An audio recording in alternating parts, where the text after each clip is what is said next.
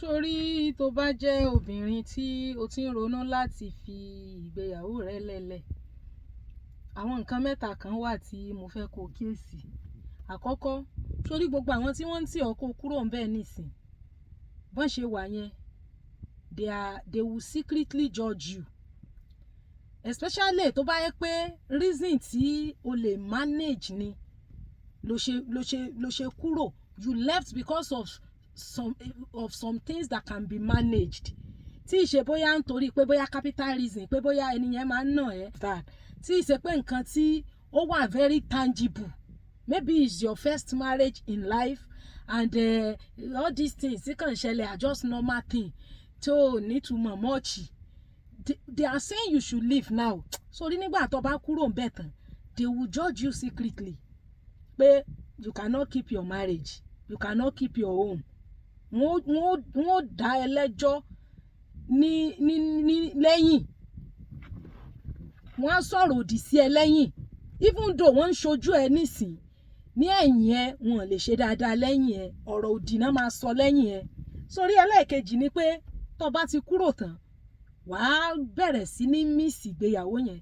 Even kó ṣe pé ìgbéyàwó yẹn ò dáa, kò ṣe dáadáa, ò lálàáfíà ń bẹ̀, and normal ntẹ́lòmíì rí bí nǹkan tí ò dáa tó fi kúrò níbì kan. To you the thing is not good. Whichever way, you will still miss that marriage. Wàá sì miss idea yẹn. Sórí ẹni tí ò bá marry rí, the loneliness ẹni tí ò marry rí máa ń ní ó yàtọ̀ sí tiwọ tó ti lọ́kọ rí. Sincerely. Even kó ṣe pé nǹkan kan ní ṣẹlẹ̀ ń bẹ̀ tó ò fẹ́ràn, you will still miss that marriage for that same thing that you don't like that is happening inside it. That's another reality. Then the third one is the father. Àwọn friendship kan wà tán máa shift. Especially kò kí ń ṣe the reason is that kì í ṣe gbogbo àwọn èèyàn náà lè relate with the new version of you now. The version of you is now that somebody who is divorced now, or someone who has separated from her husband. Àwọn ọ̀rẹ́ rẹ tí wọ́n ti marry, they won't be comfortable having you around again.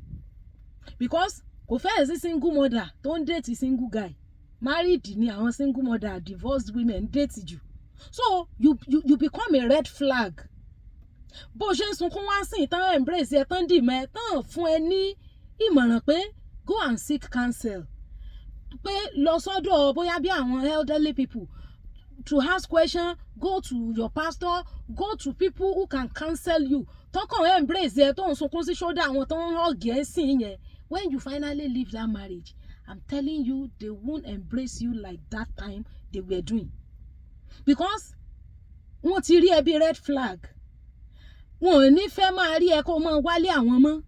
Because you become a threat to them. Ìwọ lè mọ̀ ní intention pé bóyá you want to have anything to do pẹ̀lú ọkọ wọn, but they will start feeling unsecured having you around. They are trying to protect what you have lost. So ìwọ tó ti rí wọn bí ìrí messiah tẹ́lẹ̀, ó wá bẹ̀rẹ̀ sí ní rí wọn nírí wípé wọ́n ń sá fún ọ, wọ́n sá fún ọ ni. Torí tí wọ́n lost yẹn làwọn protect nsìn. They won't want to have you around. Go and make enquiry from àwọn tó fi. Sorry, this video is not meant to scare you. Torí tó bá yá ń sìn àwọn kan ní ṣé ká wá dúró síbi tán ti fẹ́ pa wọ́n ni, ṣé ká wá mi ní má dúró síbi, mi ní kó dúró síbi tí wọ́n ti fẹ́ pa ibẹ̀. Does that man really want to buy you? Ṣé gbogbo àwọn tí wọ́n fi marriage wọn lẹ̀ náà kúrò nínú marriage nítorí pé the man was toxic? Is it all single mother in the whole world that their husband were actually toxic? Má tanra ẹ, jókòó kó ronú ẹ, ṣé n tó ń ṣẹlẹ̀ ṣé n tó lè manage ni? I'm telling you, ṣé rí àwọn nǹkan yìí wàláhì àwọn obìnrin là ń support. Ó kàn jẹ́ pé ọ̀rọ̀ àwa obìnrin, ọ̀rọ̀ wa dàbí ẹni tí wọ́n ń gbà ọ̀rọ̀ mọ́ di ẹ lọ́wọ́ ọkú tó ní wọn jó ń lọ sákìtàn lọ jẹ. We are only protecting you. When you get to the world, wàá mọ̀ pé ayé yìí ti tán. Ta ló fẹ́ lọ fẹ́ ń ta? Ẹni tó wà ń ta yẹn. Ṣó o rò pé ó dáa yóò wà single? Èèyàn máa ń ronú, can a man be a good husband and be single? Ẹnìkan ti fẹ́, ẹnìkan ti máa fẹ́.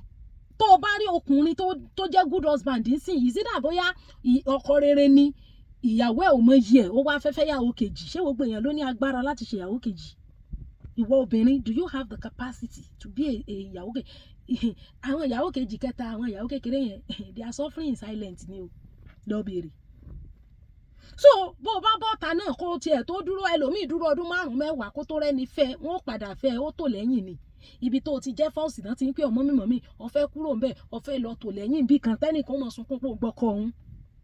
Why can't you try and manage what is happening in that place? Seek counsel. Seek counsel.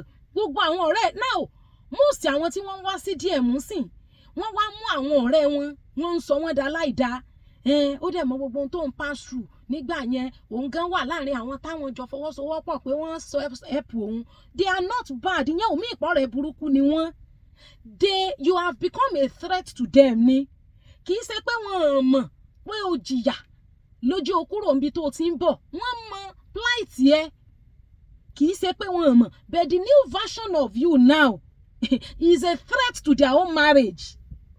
They can't be comfortable having you around again because wọ́n ti mọ̀ wípé you are lonely and ìwọ náà the reality will begin to come to you. You will start missing the ideal of marriage because ó ti wà ń bẹ̀ tẹ́lẹ̀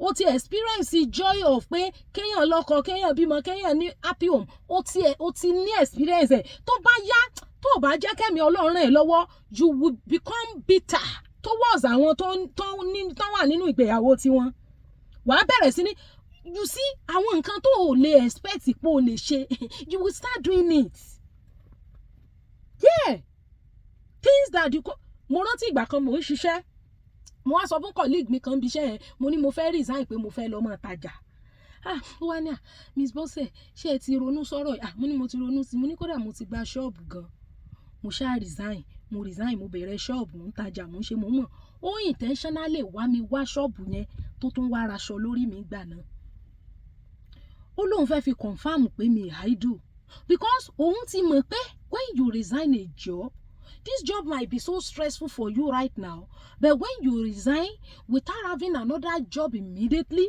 you are going to be idle you are going to be tired and it's going to affect you but she wanted to be sure tí sísítà yẹn tó bá rí fídíò yìí á mọ̀ pé òun ni mò ń bá wí ó fẹ́ wà sure pé mi ìwà idle toró mọ̀ pé when you leave a place of maybe ibi tó ń gbé àbí ibi tó ti ń ṣiṣẹ́ tí sì ṣe pé oríṣẹ́ mi tí sì ṣe pé o ti prepare ahead èmi kúrò níbi iṣẹ́ yẹn because mo ti prepare ahead pé yes tí mo fẹ́ lọ bẹ̀rẹ̀ sí ní máa tà ní mo ti prepare mo ti ṣe mo ti mọ̀ mo ti gba ṣọ́ọ̀bù gan bẹ́ẹ̀ ìwọ tó fẹ́ kúrò níbi tó wà how prepare are you for the life ahead ṣó oníṣẹ́ tó ń ṣe ṣó o ní ọkàn láti dágbé because many of you tẹ́ ń ṣe fúlẹ́ńgẹ́ sọ́kàn sìn lè live life yín láìrọ́kọ yẹn o ẹlòmíì ò lè dúró láìrí oko láìdókó báyìí ẹlòmíì ò lè dúró ọdún kan ẹlòmíì dúró ọdún 3 4 ẹlòmíì ò lè dúró oṣù 6.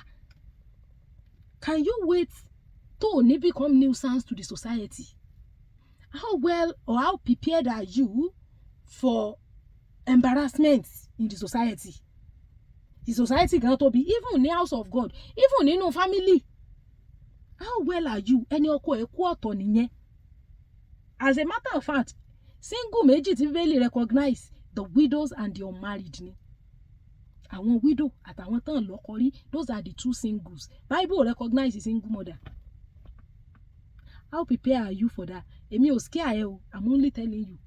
Dúró tọkọ rẹ sórí gbogbo ẹ tí ń tàn yìí ní ìsìn wọ́n ń tàn ni o ẹni tí ò bá bọ́ wá àtúnṣe sí ìrìn àjò tí ò bọ́ wá solution kí la ṣe bó la ṣe pé ọmọ ti bí ẹni ẹ bá pè gan tí ọ̀dá gan ẹ sá mọ̀ pé gbìyànjú yín láti pé kí nǹkan kó wà sẹ́tù tó ní okú òǹbẹ̀ kó o fi lẹ̀ tí sì ṣe pé logistic kan ló rọ̀ mọ́